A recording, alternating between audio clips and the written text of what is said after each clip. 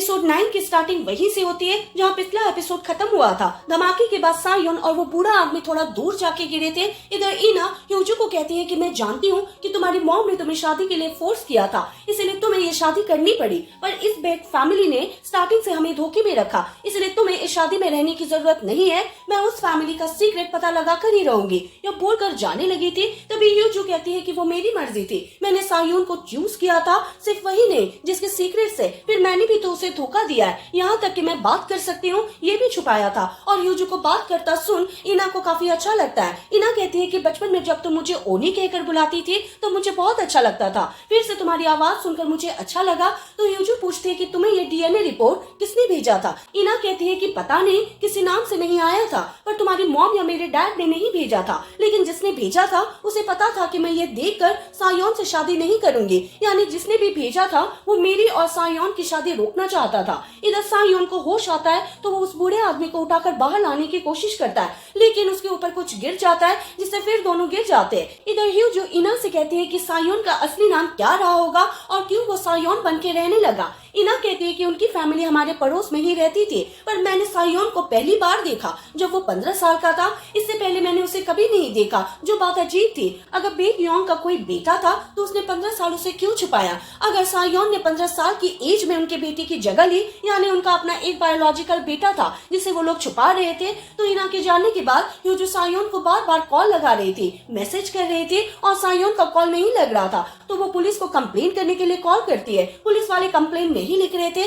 क्योंकि सायोन सिर्फ 6 घंटे से ही गायब था। तो ह्यूजू उन्हें बताती है कि मेरे हस्बैंड को काफी दिनों से धमकी आ रही थी और अटैक भी हुआ था, तो पुलिस वाले हस्बैंड का नाम बताने के लिए कहते हैं, जो सुनकर ह्यूजू कॉल कट कर देती है। डीएनए रिपोर्ट की ओर देखती है, जिसे लेकर वो सायोन के मॉम के घर चली आती है, जहाँ उन्हें कहती है कि पुलिस को कॉल करके सायोन के मिसिंग होने की रिपोर्ट करे। अब उसे बोलता हुआ सुनकर ये दोनों शॉक्ड हो जाते हैं। जो ह्यूजू इन्हें कहती है कि चेयरमैन बेग जांगो अपने ग्रैंडसन से बहुत प्यार करते थे, तो फिर उन्होंने 15 साल की एज तक उन्हें क्यों छुपाया। कोई तो रीजन था जिस वजह से उन्होंने अपने बायोलॉजिकल ग्रैंडसन को दुनिया के सामने नहीं लाया, जिस वजह से उन्होंने उसकी जगह पर एक फेक ग्रैंडसन को लाया। मैं जानती हूँ कि वो आप दोनों का बायोलॉजिकल बेटा नहीं है। इस पर सायोन की मॉम कहती है कि हाँ ये सच है, सायोन ने ही हमारे बेटे की जगह ली है और तुमने उसकी वाइफ की जगह। ह्यूजू कहती है कि यहाँ पर मैं जानती हूँ कि वो आप दोनों के लिए जरूरी है, इसलिए उसे ढूंढिए, ये बोलकर जाने लगी थी। तभी बेग फैमिली का बटलर ह्यूजू के पीछे आता है और उसे बताता है कि सायोन जब बहुत छोटा था तब उसके दोनों आंखों का कलर अलग अलग था,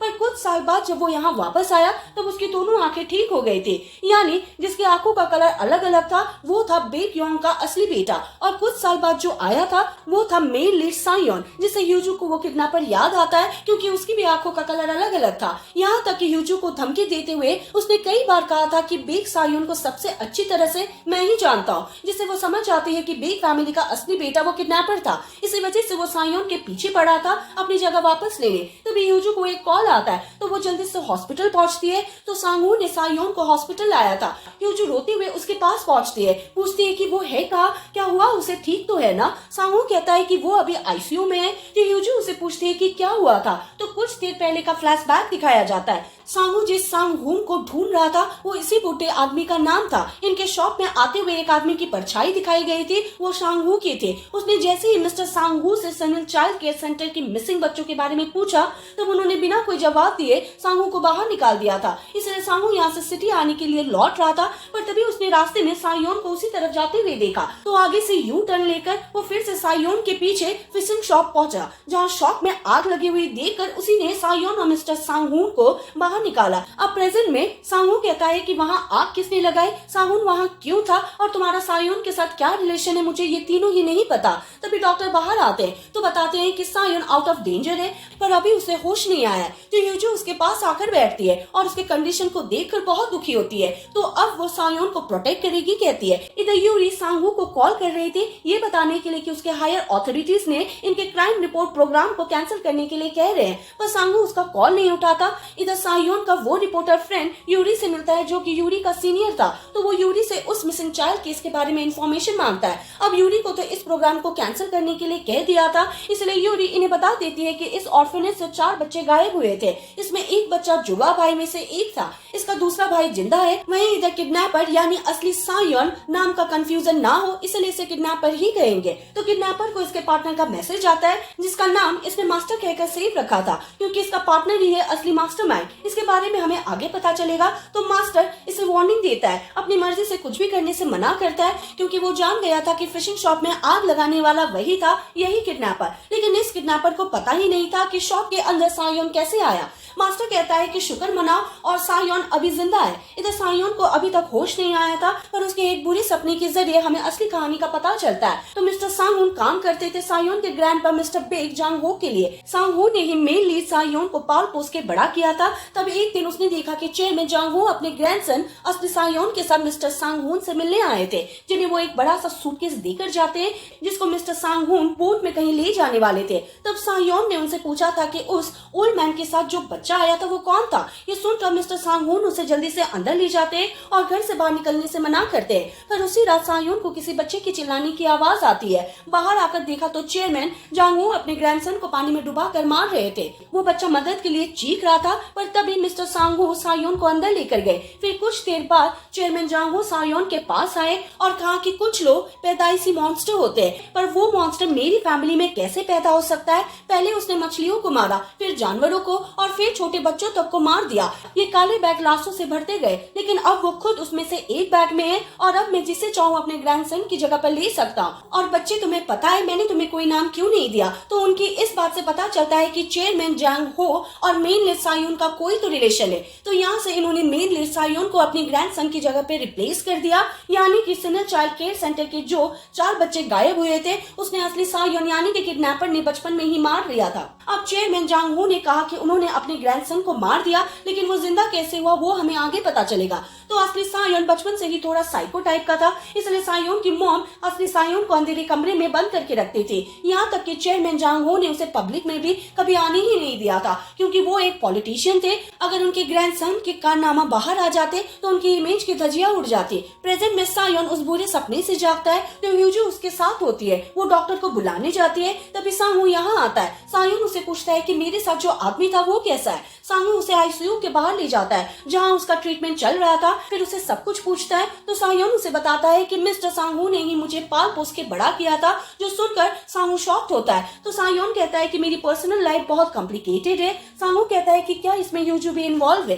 सायोन कहता है कि ह्यूजू मेरी एक लौती फैमिली है, कोई गलत रिलेशन नहीं है, तो चिंता मत करो। सांग-हो कहता है कि फिर तुम उसके बारे में सबसे छुपा क्यों रहे हो। सायोन कहता है क्योंकि मैं नहीं चाहता कि मेरी वजह से उसे कुछ भी गलत चीज फेस करना पड़े। फिर उसे थैंक यू कहता है उनकी जान बचाने के लिए, और मिस्टर सांग-होon को किसी भी हाल में बचाने के लिए कहता है, क्योंकि वो एक लौते विटनेस है ऑर्फनेज के मिसिंग बच्चों के केस का। बच्चों के गायब होने के पीछे जो है वो इंसान और मुझे धमकी देने वाला किडनैपर एक ही है। मिस्टर सांग-होon ने मुझे हिंट भेज दिया था, मुझे लगा था कि वो मर चुका है, पर वो जिंदा है। सायोन अपने रूम में आता है और फोन चेक करता है, तो उसे कल रात ह्यूजू की बहुत सारे मैसेजेस और मिस कॉल दिखते हैं। सायोन एक नर्स से ह्यूजू के बारे में पूछता है, तो वो बताती है कि वो तो काफी देर पहले ही चली गई थी। तो इधर हम ह्यूजू को घर पर देखते हैं, जहाँ वो उस किडनैपर वाले फोन को लेकर पुलिस स्टेशन पहुंच जाती है। वो सायोन पे और खतरा नहीं आने देना चाहती थी, लेकिन उसके पुलिस स्टेशन के अंदर जाने से पहले ही वहाँ सायोन पहुंच जाता है और ह्यूजू को अपने साथ वापस ले जाने लगता है। तो ह्यूजू उसे रोक कर कहती है कि तुमने मुझे सच क्यों नहीं बताया।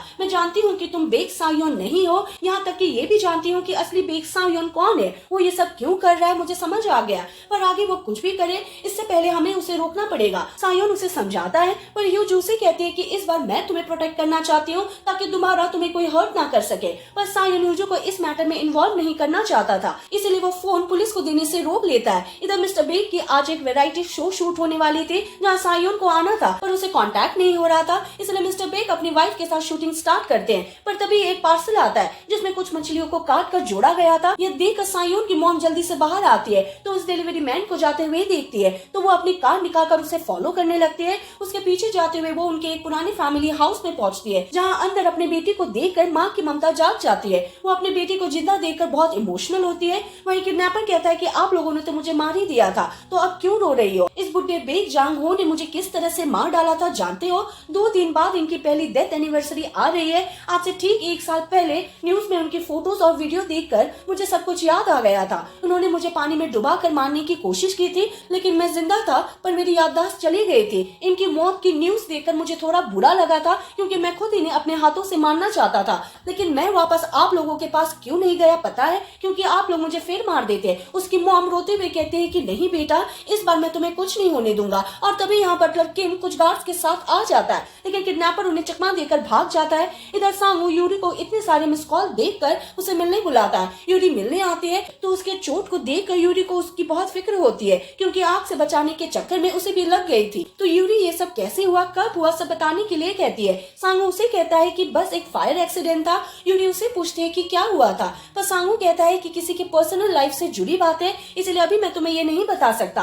फिर यूरी उसे बताती है कि हायर ऑथोरिटीज हमारे क्राइम रिपोर्ट प्रोग्राम को कैंसिल कर रहे हैं। मुझे लगता है कि इसके पीछे किसी पावरफुल इंसान का हाथ है जो नहीं चाहता है कि सच्चाई बाहर आए। इधर यूजू सायोन को हॉस्पिटल ले जाती है, जहाँ उसे पूछती है कि तुम्हें मेरे लोकेशन के बारे में कैसे पता चला। सायोन उसे बताता है कि पहाड़ से गिरने वाले एक्सीडेंट के बाद से ही वो यूजू के फोन के लोकेशन को ट्रैक कर रहा है। तो यूजू कहती है कि मुझे भी तुम्हारे फोन का लोकेशन का ट्रैकर चाहिए। इस पे सायोन कहता है कि अगर फ्यूचर में मैं तुम्हें कभी नहीं मिला या अगर मुझसे कांटेक्ट ना हो पाए तो तुम मुझे ढूंढने मत आना, क्योंकि मैं खुद तुम्हारे पास आऊंगा, क्योंकि अब मुझे पता है वो किडनैपर कौन है। यूजू कहती है कि उसे क्या चाहिए होगा, क्या अपना नाम और अपनी जगह लेना चाहता है। सायोन कहता है कि उसका पता नहीं, ये सब छोड़कर तुम्हारे साथ एक नई शुरुआत करना चाहता हूँ और हैप्पीली तुम्हारे साथ रहना चाहता हूँ। अगली सुबह मिस्टर सांग-हून को होश आ जाता है, तो सायोन उनसे बात करने जाता है। तो वो सायोन को सॉरी कहता है और बताता है कि मुझे उसे नहीं बचाना चाहिए था। तो हमें फ्लैशबैक से पता चलता है चेयरमैन जांग-हू ने असली सायोन को पानी में डुबाकर मारने की कोशिश की थी, लेकिन वो सिर्फ बेहोश हुआ था। उन्होंने उसे सूटकेस में भर के मिस्टर सांग-हून को दिया था उसे ठिकाने लगाने, पर चेयरमैन के जाने के बाद मिस्टर सांग-हून ने देख लिया था कि उसकी सांसें चल रही थी, जो कि उनका दिल नहीं किया उस बच्चे को मारने का, पर इसकी मेमोरीज चली गई थी, मेंटली भी वो कमजोर हो गया था। इसलिए मिस्टर सांग-हून को लगा कि वो उसका ख्याल रख लेंगे, लेकिन उसके अंदर का मॉन्स्टर फिर बाहर आ गया। तो सायोन पूछता है कि आपने उन बच्चों की लाशों को कहाँ दफनाया था, मुझे उन्हें ढूंढना ही होगा ताकि मैं उसकी सच्चाई सबके सामने ला सकूं। इधर ये जो सांग-हू से मिलती है, जो उसे बताती है कि कॉलेज टाइम पे जब वो एक बार ऑर्फनेज गई थी, तब एक रोते हुए बेबी को चुप कराने के लिए यूजू ने लोरी गाई थी, जिसे वहाँ के प्रिंसिपल ने देखा था। तो तब उनसे सांग-हू को पता चला था कि यूजू बात कर सकती है। तो यूजू उससे ये बात छुपाने के लिए सॉरी कहती है। सांग-हू कहता है कि कोई बात नहीं, कम से कम तुम्हारी आवाज तो सुन ली। यूजू उसे अपने और सायोन के बारे में बताने जा ही रहा था। सांग-हू कहता है कि मैं जानता हूँ, जब मुझे पता चला था पहले थोड़ा सरप्राइज हुआ, फिर तुम्हारी चिंता हुई, लेकिन एक बात तो पक्की है कि सायोन तुम्हें छुपा नहीं रहा था, वो तुम्हें प्रोटेक्ट कर रहा था।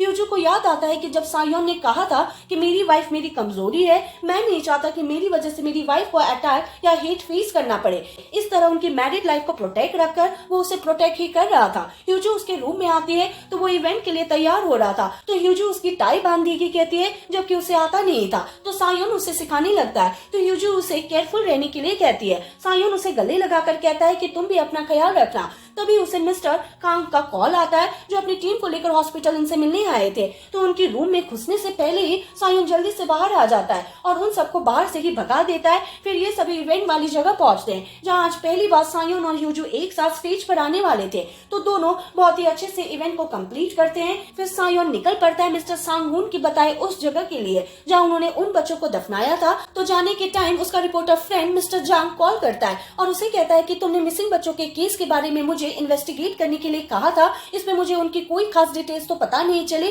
पर एक बात पता चली कि मरने वाला एक बच्चा जुड़वा भाइयों में से एक था, जिसका ट्विन ब्रदर जिंदा है। तो सायोन उसे उस जिंदा ट्विन ब्रदर के बारे में पता करने के लिए कहता है। इधर डोजे ह्यूजू को यहाँ से उनके ऑफिस छोड़ने जाता है। इधर सायोन उस जगह पे पहुंच जाता है जहाँ बच्चों को दफनाया गया था। तभी उसका रिपोर्टर फ्रेंड जांग कॉल करके बताता है कि उसे नेशनल सेंटर की मिसिंग चाइल्ड के डाटा से उस जिंदा ट्विन ब्रदर का पता चल गया, जिसका नाम था यून मिन सैन, पर एक फैमिली ने उसे अडॉप्ट किया था। फिर उसका नाम रखा था पार्क डोजे, यानी सायोन का असिस्टेंट। तो यहाँ रिवील होता है कि डोजे ही है इन सब का मास्टरमाइंड और किडनैपर को काम पर रखने वाला मास्टर। इसने अब ह्यूजू को किडनैप कर लिया था उसके पीने के पानी में ड्रग मिलाकर। सायोन डोजे को कॉल करता है, पर डोजे कॉल रिसीव नहीं करता है। तो सायोन को ह्यूजू की फिक्र होती है, तो उसे कॉल करता है, लेकिन उसका फोन भी स्विच ऑफ आता है। तो इसी के साथ एपिसोड 9 यहीं पे खत्म होता है। हम मिलेंगे नेक्स्ट वीडियो में। Thank you for watching.